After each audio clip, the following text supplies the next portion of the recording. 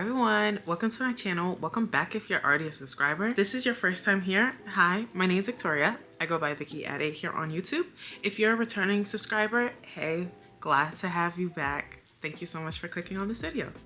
So today's video will be my nose job update. I got a nose job 4 months ago with Dr. Ahmet Alp in Istanbul, Turkey. I shared with you guys my experience and I documented my experience while in Turkey. So I thought it would be fitting to give you guys an update. Now, it does take 1 year for our nose job to fully heal, but I'm kind of getting that shape now, so why not share what it looks like since I basically took you guys along on the journey. And this video is intended to help anyone interested in rhinoplasty, whether you're going to my doctor or not. Hopefully this video is helpful for you. I found videos like this helpful when I was doing my research, so I'd love to help out as well. This video is going to be an update plus a Q&A. I've been getting a lot of questions regarding my nose job. I answer those questions and help you ladies and lads out. So hopefully I'm able to answer all your questions. If there are any additional questions that are not common or not answered in this video, then I will go ahead and answer it down in the comment section. If I do not respond to that comment, that just means that I've responded to it in this video or maybe in another comment down in the comment section. Don't forget to like, comment, and subscribe. Subscribing is extremely helpful to my channel and I really appreciate it. Also, this will be my last nose job related video until I hit 1 year. Just don't think it's necessary to give additional updates from here to a year, just because it's not going to be fully healed until that 1 to 2 year mark. So why keep dropping those videos? There's nothing else to share. So without further ado, let's get into this video. All right, so to start off this video, you guys, I am 4 months post-op. This is what my nose looks like. I have no makeup on my nose, so you guys know it's real. Like, I don't like it when people share their nose job updates and they have makeup on their nose or they have filter, especially filter. Like, that's not helpful. But I have zero makeup on my nose. I really just have concealer on and then I get my lashes. But here's a zoom in. Let me get closer. So this is what my nose looks like now from the front.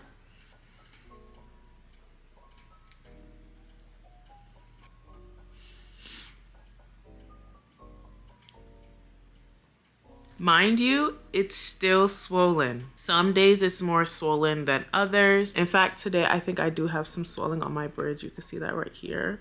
That's the update on what my nose looks like. My doctor was able to achieve every single thing that I was looking for. I don't need to be so close anymore. Now, to answer my frequently asked questions. Okay, first question that's asked all the time: how much should I pay? When you contact Dr. Ahmet Alp, you get quoted in euros, not USD, not pounds. You get quoted in euros.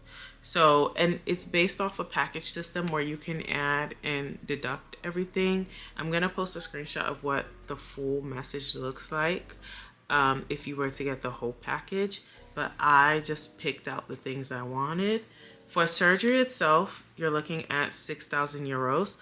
Pardon me if I'm looking down. I'm looking down at my notes or my phone to answer these questions. So for surgery itself, that's 6,000 euro. If you're gonna do the surgery with rib cartilage, which is what I used rib cartilage, that's an additional 750 euros, 160 euros for the medicine, $100 for the ozone treatment, and 125 per hyperbaric oxygen treatment. I did 2 of those treatments. I paid a total of 250 euros for that. So my total in euros was 7,260 euros. That translates to $8,437 USD and 21 cents. So that's approximately how much I paid. There is a $1,000 deposit which I paid. So in Turkey I spent 7,437 US dollars. If you're gonna do my doctor's hotel, to get his hotel I believe is 1,200 euros. I stayed at his hotel, but I booked it myself. I actually was able to use my hotel points to pay for the majority of it, and I ended up paying about 350 US dollars for the hotel stay for the whole period of time. I did not use his transportation. I just called Ubers everywhere I needed to go. The hospital is like a 3-minute Uber drive away. And then driving around in Turkey is pretty cheap. I didn't really go around too much. I just went for my surgery. I went back to the hospital a couple times. I did my treatments and I did not have to get my own Ubers to the treatment location. The treatment location picks you up and it's basically included in the charge. And then I went to the Grand Bazaar to buy a fur coat. So that's all I did. Even the ride to the Grand Bazaar was like $15. I do not recommend you guys getting the taxi with my doctor. I feel like getting Uber just saves you money. But if you are going alone, then I can understand how that might make you feel more comfortable, as your driver follows you around the whole time when you pick the driving package. That is a very, very frequently asked question. Another question which is asked all the time is, did I use rib cartilage? I just answered that. Yes, I did use my own rib cartilage. My doctor made an incision right under my breast, and you can't even see it because my boob covers it. So it was so perfect. And the cut is like this long. Like it's really not even anything, to be honest. Once you start adding your scar gel, like it just blends into the natural fold of your breast. So that was great. Okay, now answering questions from my vlog comments, because YouTube needs to eat first. My YouTube family has to eat first. I'm gonna answer those questions first and go more in depth. So this one sweet babe left so many questions under that video, so I'll answer all of that now. I did answer her in the comment section, but I didn't go too deep in depth. I have my phone here, so I'm just gonna read her questions. So first question: do you absolutely recommend someone coming with you to do the surgery, or could I go solo? You are so blessed to have a nurturing, helpful mom to assist you. I'm not sure mine would be that receptive to me wanting to get my nose done, and I don't want the added stress or negativity. I'm so lucky with my mom, I really am. I hope your mom comes around and she's helpful, because there's nothing like mommy being there, honestly. Do I absolutely recommend someone coming? No. You can go alone and you can do it yourself. So many girls have. My surgery twin, when I say surgery twin, I just mean the girl that went to my doctor and had the surgery on the same day as me. My doctor does 2 surgeries per day. So yeah, I wouldn't go to a doctor that does more than 2 or 3, by the way. But she went by herself. We ended up meeting. She hung out with me and my mom. Even if you don't meet anyone, you're fine. You can absolutely go to Turkey by yourself and have a great experience. I've seen so many girls on YouTube that go by themselves and they're totally fine. I would go ahead and get the total package with the transportation and everything, so you don't have to think about that stuff. But yes, you can absolutely go by yourself. I just recommend going with someone because it's just nice having someone there to help take care of you, and it makes you feel more calm. You have another advocate there, and then you have someone to keep you entertained through your total stay. So it was just I was so happy my mom was able to come with me. I personally don't think I could go by myself, just because I know I get in my head and I need like that extra support. But if you are strong-minded, you can go by yourself. You'll be perfectly fine and you'll be safe. Second question she asked: how quick was the consultation process and how far out did you have to wait for a surgery date? Also, is it done on video, or do you just send pictures of your nose and they assist? Do they send imagery on what your nose may look like after surgery? How do you gauge they can do that? I think she means how do you gauge if they can do that. So the first doctor I contacted, he was able to provide me a morph, and I don't even think the doctor did the morph. Maybe one of the other doctors in the clinic did the morph, or the assistants did the morph. I ended up not liking what the morph looked like. It didn't look bad, but I didn't like how the morph looked like. My Dr. Ahmed Alp, he does not provide morphs because he said that it gives people kind of an unrealistic idea of what it might come out like, and there's so many factors that could go into play. But when you're looking for a doctor, I just recommend you looking at long-term results and figuring out if that's a doctor you want to go with. I actually had 2 virtual consultations with my doctor just because I was so nervous. Like, I felt like I wasted so much time being nervous. Like, it wasn't even, don't be nervous, you guys. But I had 2 consultations with my doctor. He was so patient with me. He answered all my questions. The first consultation we had was about 5 to 10 minutes long. The second consultation was about 10 to 15 minutes long. And then when I met him in person and we had our in-person consultation, that consultation, he told me, take as much time as you want. This time is just for you. I did not feel rushed whatsoever. I was able to address every single thing I wanted, explain every single thing that I was looking for. He really spent time with me. That in-person consultation was maybe, I don't even know, maybe 15 to 20 minutes, possibly longer, but it didn't feel too long to me, but it was probably like 15 to 20 minutes. And he told me, take your time. So I put my deposit down in December last year, and I had my surgery scheduled for March 14th, just because I was still in grad school at that time and I had my surgery during spring break. It really just depends on their availability. Book at your most convenient time. So yeah, that's what happened to me. I waited 3 months. Did I send pictures? I believe I might have sent pictures too. I can't recall. How can you gauge if your doctor can achieve what you want? Look at long-term results and see if you like those results. If you like those results, cool. If you don't, then find another doctor. And then also when you're having your consultation, my doctors, he spoke first. So he told me the idea he had for my nose and what he was looking for, just from looking at me, and everything he said fit what I was looking for. So that's how I knew he was the one for me. When I explained what I wanted, he told me what he can do, what he can't do, and what would actually fit my face. And he told me that what I was looking for was very realistic. So that was very reassuring. If you and your doctor connect and you believe like this person knows what I'm looking for and we're like on the same page, boom, you have your doctor. If not, find another doctor. And I also wouldn't go with a doctor that doesn't let you do an online consultation prior to putting down a deposit. I liked how my doctor allowed us to have consultations prior to our deposits. What are some materials, medicines, foods you recommend bringing or eating, drinking to help with the healing process? So on one of my most recent videos, I shared with you guys everything that I bought in preparation for the surgery and everything I used post-surgery. So my doctor sent a long sheet of things to avoid prior to surgery. You guys, I haven't had alcohol since late December because I do too much. Like if you tell me, oh, don't do this, and this is my body, this is my health, I'm going to overdo it. My doctor said don't have alcohol 2 weeks prior to surgery. Okay, that's fine. I didn't have alcohol 3 months prior to surgery. Don't have alcohol, don't smoke. I don't smoke anyway, so that was no problem.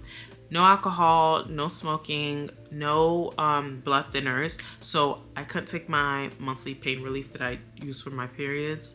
Oh my God, but it is what it is. And then food wise, you need to avoid some blood thinners. So I believe I avoided fish and certain fruits. I can't recall. I'm so sorry. I think apricots. I didn't have apricots. Foods that thin your blood. Fruits and food that thin your blood. Peaches. I did not have peaches. I didn't have anything that was peach flavored. Nothing peach related. Just drink water. Just drink water. I didn't even have coffee. So I didn't have coffee. I didn't have matcha for like maybe a month or 2 before my surgery. Yeah, so I was just tip-top shape. I paid everything. Even if I paid Turkish money, I paid with my card. So grocery shopping was obviously in Turkish. And I paid with my card, and my card it gives me free currency exchange. So yeah, I paid with my card while I was there for everything non-surgery related, except for my coat. I brought the cash for my coat. Oh no, I paid for my coat on my card, but I had the cash with me. Yeah. How long do you have to wear a cast after going back home? Is it 24 hours to a certain point, or is it only nightly? Okay, so when you come back, you have to wear your second cast for 1 week. And then after that, my doctor had me tape 24/7 with 1 hour break between taping. So I taped my nose 24/7 for 3 months. Yes, 3 months. I think that's normal for Dr. Ahmed Out. All of his patients did that. So yeah, I did that. Now, after 3 months, I only tape at night. Sometimes I still leave my tape on during the day when I'm not going anywhere, because sometimes you just don't feel like taking off the tape. Sometimes you don't feel like putting it on. So when I'm at home and I'm not going anywhere, I just leave my tape on. Yeah, and then now I massage my nose. So I started massaging after month 2, I believe. And then another thing is now I'm taking Accutane to help make my nose heal better. So yeah, just to help with swelling, I'm taking Accutane. Can you go back to work immediately after going home? And also, can you breathe through your nose or still mouth only? I could breathe with my nose right after surgery. I just didn't because I didn't feel comfortable, but the splints they put in, you could breathe like right after surgery. You wake up and breathe through your nose. So breathing was never ever a problem. Of course, when everything was taken out, my breathing was so phenomenal. That's another question a lot of people ask me, like, how's my breathing? Mind you, I have asthma. Well, I had asthma, but I still say I have asthma. A lot of people ask, how's my breathing compared to my old nose breathing? If anything, my breathing is better. It's not too much of a difference, but if anything, my breathing is much better. I used to be very congested, but now everything's so smooth. Like, my breathing is awesome. My doctor's an ENT, so his primary focus is making sure that your nose functions very well. And yeah, my breathing is A1. Yes, you can. So, but when I got back, because it's kind of awkward going to work with your cast, so I took another week off when I came back home because I didn't want to go to work with that cast, like that post-surgery cast. Like, I feel like that's just doing too much. I'd rather just go to work with the tape.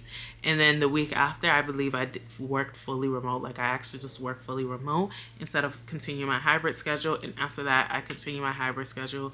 I went to work with tape. The first, like, one day, well, I didn't feel awkward about it because I've been planning to have this done, so I really didn't care. But of course, I got questions at work like, what happened? Da, da, da, da.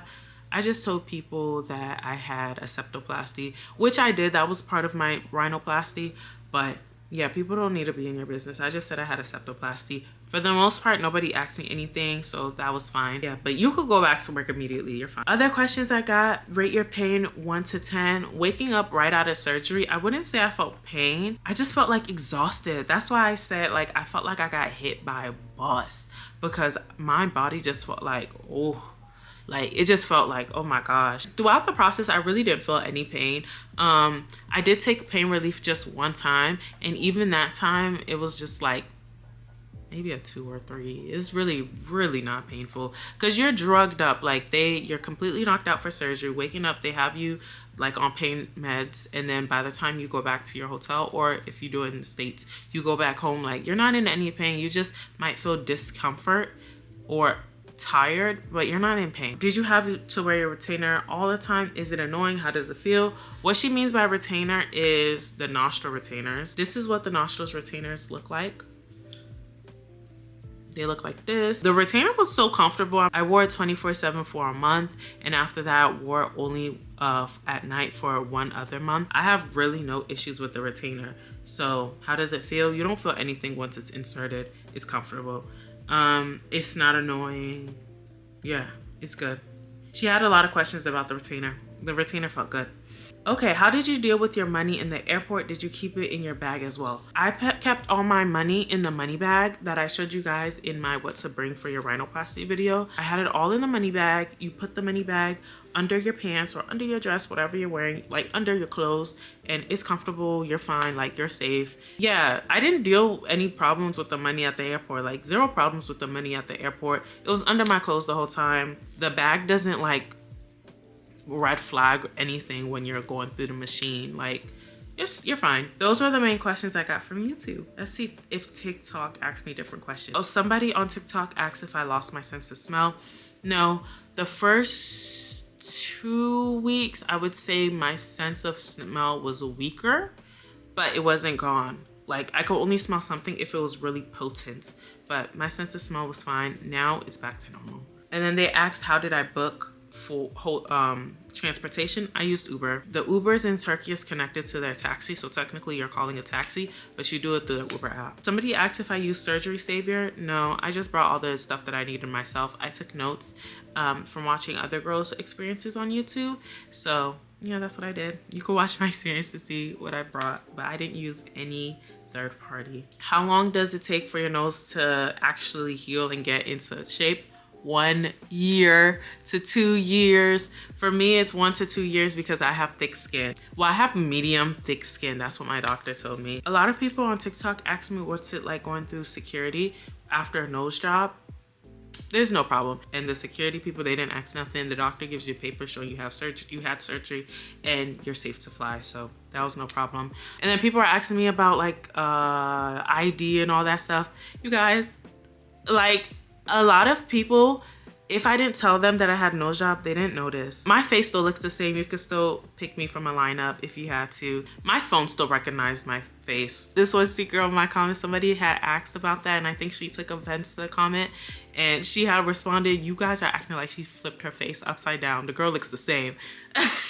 She just got a new nose. It's just the nose. She didn't flip her face upside down, which was funny, but I don't take offense to it. People are curious, but that's my Q&A. Let me know if I was able to answer all of you guys' questions.